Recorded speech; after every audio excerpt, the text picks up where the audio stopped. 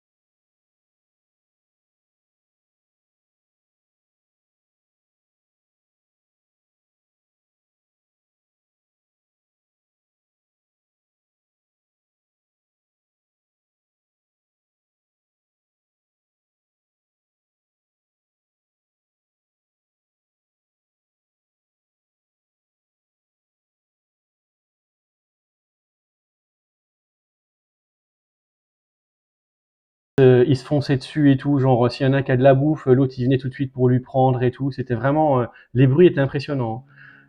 Et ce que vous pouvez voir là sur la vidéo sur la droite, en fait, tout ça c'est un champ, donc d'herbe haute.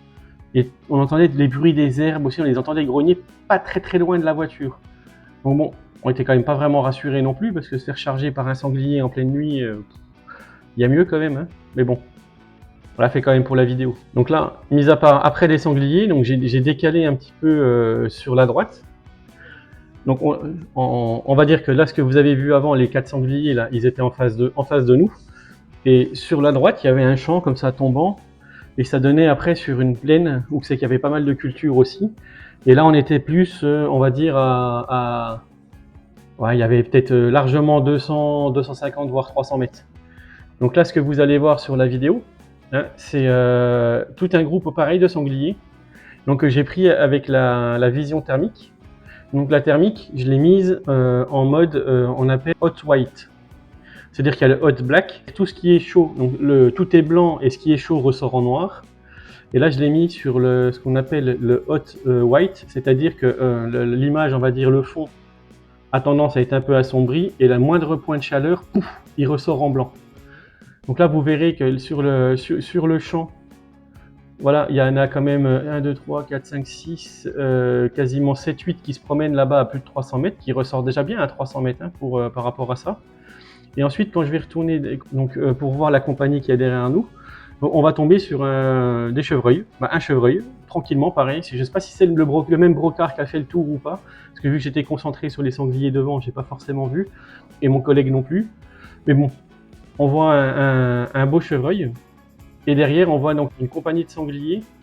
Donc au-dessus, tout en haut, je suppose qu'il doit y avoir un renard, pareil, qui attend là-haut, là, parce que c'est un point, il n'a pas bougé quasiment lui tout le temps. Et sinon, là, voilà, vous allez voir le nombre de sangliers qu'il peut y avoir dans le champ. Et voilà, et ça fait ça tout le temps, tout le temps, tout le temps. Ils font que ravager, ravager, ravager, ravager les cultures. Donc les gens qui comprennent pas pourquoi en fait on va chasser ou pourquoi ci, pourquoi ça, bah, tout simplement, voilà, c'est pour ça. C'est pour nos cotisations de chasse. Elles servent à indemniser donc les cultivateurs, les agriculteurs, qui se retrouvent avec des champs complètement arrachés. Parce qu'il faut voir un peu les dégâts que ça fait. Hein. Je ferai un jour un short sur une petite balade où je vous montrerai un champ qui a été retourné par des sangliers. Le manque à gagner sur une année, il est quand même énorme.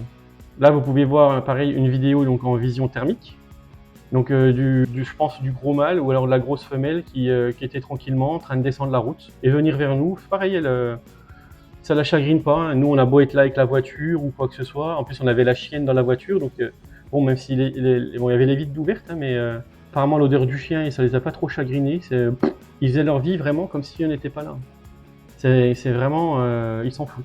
Ils en ont rien à foutre en fait. Donc là, ce que vous pouvez voir, en fait, j'étais en train de filmer donc une chevrette.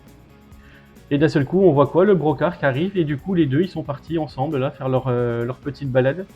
Donc on arrive dans la période de reproduction du chevreuil. Donc je pense que ça, c'est un couple qui, voilà, qui sont tranquillement là, ils sont dans leur territoire, un peu là-bas au-dessus, et ils font leur petite vie tranquille.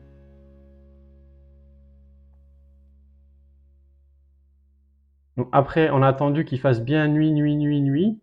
Donc là, les parties de vidéo, vous pouvez voir donc la différence entre la vision nocturne hein, sur les animaux qui sont à peu près à 200-300 mètres et la vision thermique que je vous ai montré juste avant. Donc là, on voit qu'avec la nocturne, on distingue quand même, du fait qu'il y ait le zoom x4 de la lunette, on distingue quand même bien les bêtes. On voit que c'est des sangliers.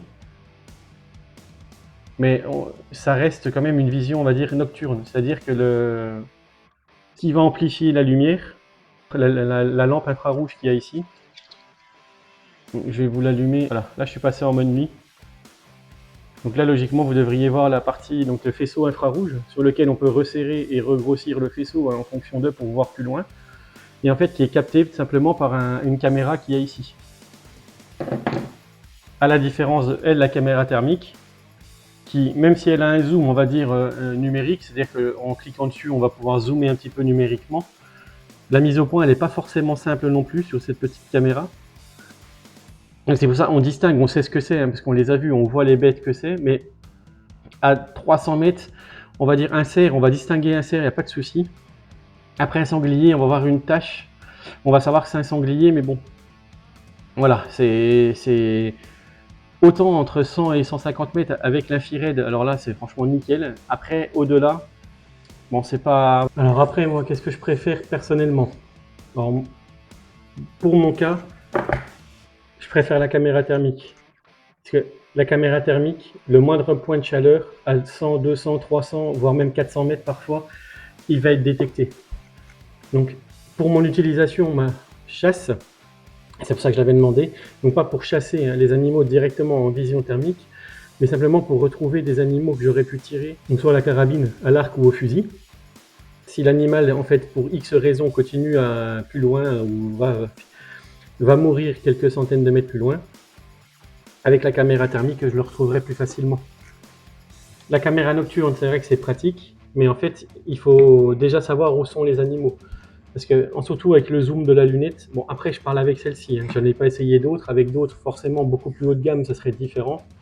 Avec celle-ci, alors c'est déjà très très bien, franchement c'est pratique. Alors c'est pratique, mais j'ai quand même une préférence pour le thermique. Merci aux gens qui s'abonnent, merci aux gens qui like, merci aux gens qui commentent. Je vous demande pas de le faire, hein, c'est pas... Bah après, vous le faites tant mieux, vous le faites pas tant pis. Après, moi je suis pas trop fan du racolage sur YouTube. YouTube, c'est pour moi une façon en fait de vous présenter un petit peu mes passions, donc soit qui sont la chasse et le tir. Moi j'en ai d'autres, hein, comme vous pouvez la musique, que vous avez pu voir une fois, ou d'autres choses. Mais c'est simplement une façon, voilà, d'expliquer surtout aux gens ce qu'est la chasse en 2024, parce qu'on n'est plus dans la chasse des années 70, où tu partais avec un litron de rouge en fait, voilà, et tu pichais la gueule à longueur de journée. Non, maintenant c'est plus du tout ça. Là normalement je devrais passer bientôt mon agrément de chasse à l'arc. Donc, ce qui est plutôt pas mal, parce que j'ai vu avec ma fédé pour essayer de faire une petite vidéo de présentation aussi de comment ça se passe pour chasser à l'arc. Parce qu'en France, c'est réglementé. On n'arrive pas n'importe où, dans un bois, on se prend pour Robin des Bois et bim, on tire tout ce qui se passe. Non, il faut passer donc une journée de formation à la fédération. C'est gratuit, ça fait partie de toutes les formations gratuites, tout comme le piégeage, la chasse d'été, ou toutes les genres de formations gratuites que vous pouvez avoir avec votre permis de chasse. Donc je vous invite à vous renseigner auprès de vos fédérations pour ça. Voilà, c'était une petite vidéo pour vous expliquer un petit peu la différence entre le thermique et l'infrarouge. Et comme le disait Giscard,